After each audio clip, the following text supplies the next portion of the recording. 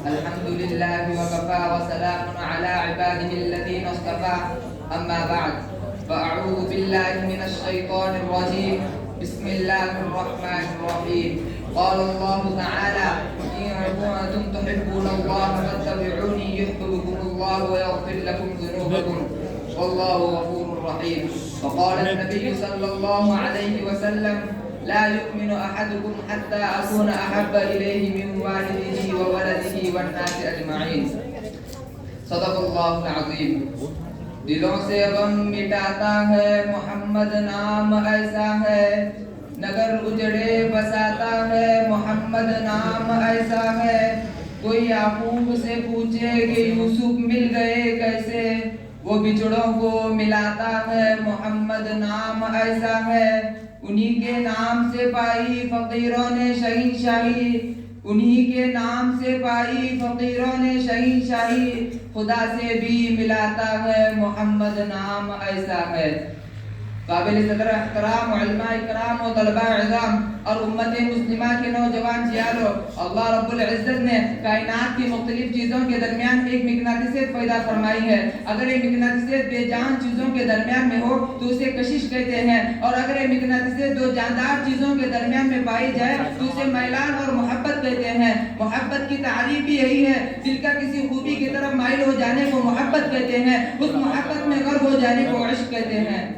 میرے دوستو، اس فانی دنیا میں ہزاروں لوگ گزرے ہیں جن کو نہ ہم نے دیکھا ہے، نہ ہماری ان سے کوئی پہچان ہے، نہ ان سے ہماری کوئی رشتہ داری ہے، نہ ہم کو ان سے کوئی مالی فائدہ ہوا ہے، نہ ہم کو ان سے کوئی سیاسی فائدہ ہوا ہے، لیکن ہم ان سے محبت کرتے ہیں صرف ان کی کمالات کی وجہ سے. ہم حاتم طائی سے محبت کرتے ہیں اس کی سخاوت کی وجہ سے. ہم نوشیروان سے محبت کرتے ہیں اس کے عدل و انصاف کی وجہ سے. ہم رستم اور اسفندیار کا تذکرہ بڑے فخر سے کرتے ہیں ان کی شجاعت کی وجہ سے. ہم سقراط اور افلاطون کا نام بڑے پیار سے لیتے ہیں ان کے علم و حکمت کی وجہ سے. ہم فردوسی اور سعدی سے محبت کرتے ہیں ان کی قوت گویائی کی وجہ سے. ہم لبید اور متنبی سے محبت کرتے ہیں ان کے فصاحت و بلاغت کی وجہ سے. ہم شیکسپیئر اور ہومر سے محبت کرتے ہیں ان کے ادبی کمال کی وجہ سے. ہم لیلا اور مجنو کی مثال دیتے ہیں ان کے کمال عشق کی وجہ سے. ہم مصر کی کلیوپیٹرا کا نام محبت سے لیتے ہیں اس کے حسن و جمال کی وجہ سے. تو ہم اس ذات اقدس سے محبت کیوں نہ کریں جس ذات کے اندر تمام کمالات کامل درجے کے تھے.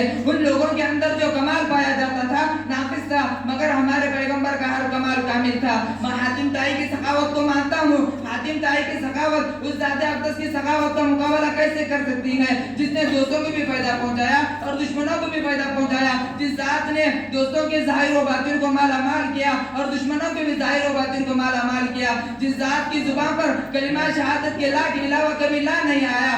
حاتم طائی کی سخاوت تو اس دنیا سے چلے جانے کے بعد ختم ہو گئی، مگر قربان جاؤں اس ذات اقدس پر کہ جس کی سخاوت کا سلسلہ اس دنیا سے چلے جانے کے بعد بھی جاری ہے، جو دنیا میں بھی نوازتا رہا کل آخرت میں بھی اپنی امت کو نوازے گا. میں نوشیروان کے عدل و انصاف کو مانتا ہوں، مگر نوشیروان کے عدل کو اس رسول حاشمی صلی اللہ علیہ وسلم کے عدل سے کیا موازنہ کیا جائے جس نے عرب کے انتقام امر اور ظالمانہ ماحول میں بھی عدل و انصاف کے میٹھے چشمے جاری کیے. جس ذات نے اعلان کیا کہ اگر محمد کی بیٹی فاطمہ بھی چوری کرے گی تو اس کا بھی ہاتھ کاٹ دیا جائے گا. جس ذات نے بدلہ لینے کے لیے اپنی کمر بھی امت کے عام آدمی کے سامنے ننگی کر دی تھی اور اس کے غلاموں نے قیصر و کسریٰ کے ظلم اور استبداد کا خاتمہ کر کے میزان عدل قائم کیا.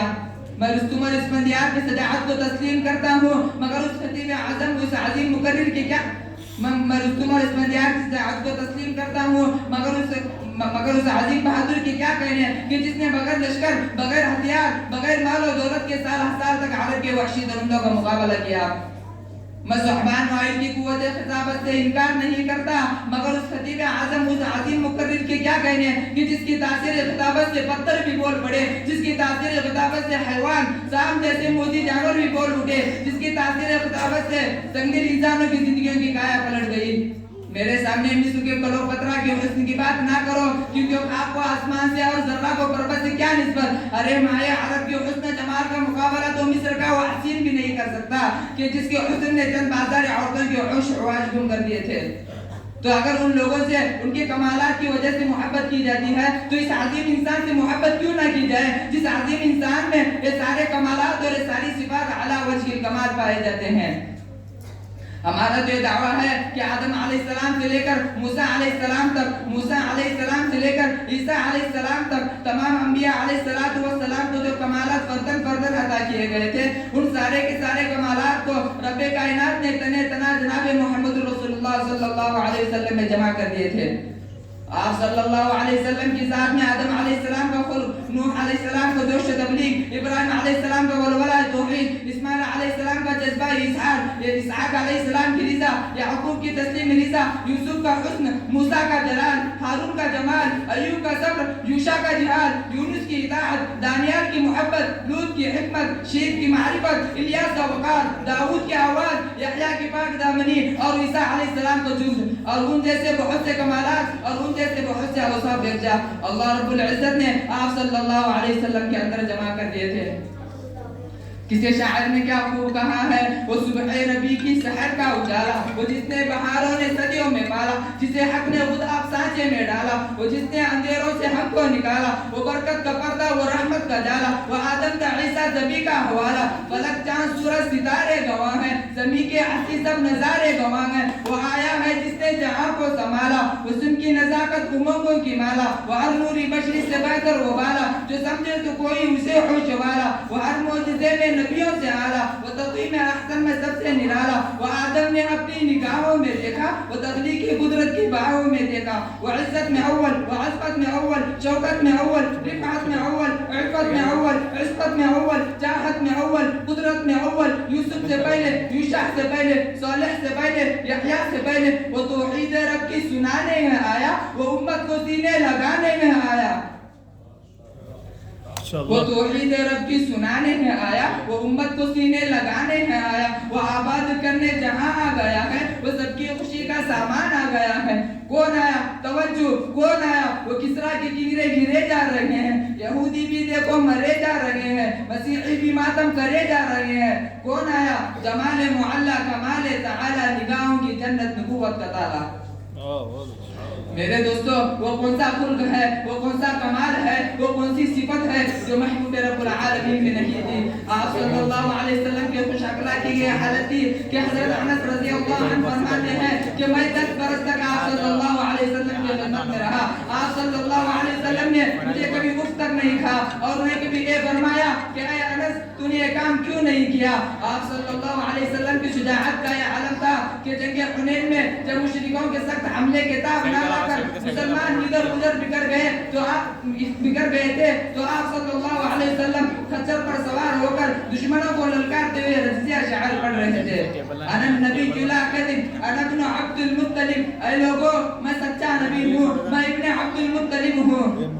آپ صلی اللہ علیہ وسلم کی صبر کی انتہا تھی کہ آپ صلی اللہ علیہ وسلم کی صبر کی انتہا تھی کہ عمہ عائشہ رضی اللہ عنہا فرماتی ہیں کہ بعض دفعہ گھر میں 1 ہفتہ تک چولہا نہ جلتا تھا، صرف کھجور اور پانی پر گزار ہوتا تھا، پھر بھی آپ صلی اللہ علیہ وسلم انتہائی صبر کے ساتھ خدا تعالیٰ کا شکر ادا کرتے تھے۔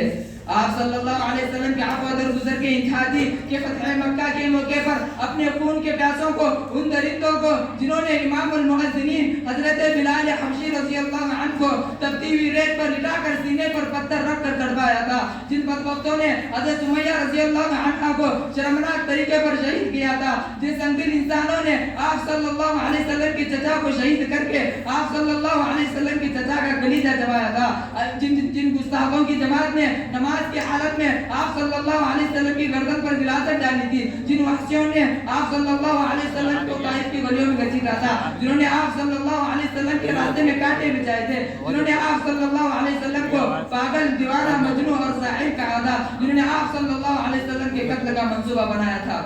آپ صلی اللہ علیہ وسلم نے ان ظالموں کو، ان درندوں کو، ان وحشیوں کو، ان سنگین انسانوں کو ایک کہہ کر معاف کر دیا، لا تثریب علیکم اليوم اذهبوا وانتم طلقاء۔ آپ صلی اللہ علیہ وسلم نے ان لوگوں کو عفو در گزر اور شفقت و محبت کا ایسا گلدستہ پیش کیا کہ جس کی تاریخ میں کوئی نظیر نہیں ملتی۔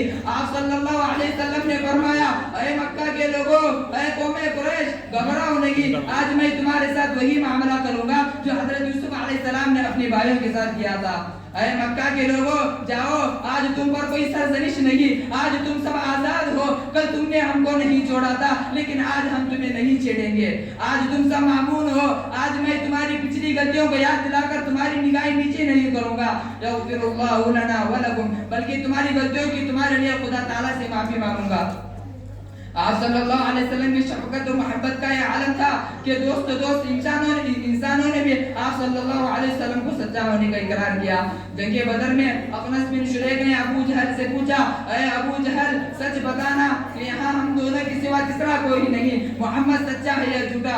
ابو جہل نے جواب دیا، خدا کی قسم محمد سچ بولتا ہے، اس نے کبھی غلط بیانی نہیں کی۔ اب آپ خود کی فیصلہ کریں کہ اس ذات میں ایسے اوصاف اور ایسے کمالات اور ایسے اخلاق جمع ہو تو اس ذات سے محبت کرنی چاہیے نہیں۔ دنیا والے کسی کے حسن و جمال پر ناز کرتے ہیں، دنیا والے کسی کے عدل و انصاف پر ناز کرتے ہیں، دنیا والے کسی کی ذکاوت و ذہانت پر ناز کرتے ہیں، دنیا والے کسی کی شجاعت پر ناز کرتے ہیں، کسی کی سخاوت پر ناز کرتے ہیں، کسی کی عطا اور خدمت قلب پر ناز کرتے ہیں۔ تو ہم اس پیغمبر پر ناز کیوں نہ کریں؟ اس پیغمبر سے محبت کیوں نہ کریں؟ اس پیغمبر سے دل کیوں نہ لگائیں جس پیغمبر کے اندر یہ سارے کمالات اور یہ ساری صفات اعلیٰ وجہ کمال پائے جاتے ہیں؟ میرے دوستو، اس ذات میں سارے صفات اور سارے کمالات پائے نہیں جاتے تھے، بلکہ اس ذات اقدس نے لاکھوں بلکہ کروڑوں انسانوں کو یہ اوصاف، یہ اخلاق، یہ کمالات سکھائے۔ اس ذات نے کسی کو صدیق بنایا، کسی کو عادل بنایا، کسی کو سقی بنایا، کسی کو شیر خدا بنایا، کسی کو طاہر بنایا، تو کسی کو صدیقہ بنایا، رضی اللہ عنہم ورضوا عنہ۔ تو محبت کا پہلا سبب جمال ہے۔ میرے دوستو، آپ صلی اللہ علیہ وسلم کے اخلاق تھے کیا؟ میرے دوستو، آپ صلی اللہ علیہ وسلم کے اخلاق تھے، آپ صلی اللہ علیہ وسلم کے اخلاق تھے، تو ہم اس ذات اقدس سے محبت کیوں نہ کرنی چاہیے؟ اسی بات پر میں اپنی تقریر کو اختتام کے سپرد کرتا ہوں۔ اللہ تعالی ہم سب کو آپ صلی اللہ علیہ وسلم کا سچا اور پکا شہدائی بنائے، اور آپ صلی اللہ علیہ وسلم کے طریقے پر چلنے کی توفیق عطا فرمائے، اور آپ صلی اللہ علیہ وسلم کی محبت میں جینے اور اسی کے خاطر مرنے کی توفیق عطا فرمائے، آمین۔ وآخر دعوانا الحمدللہ رب العالمین۔ ماشاءاللہ، اللہ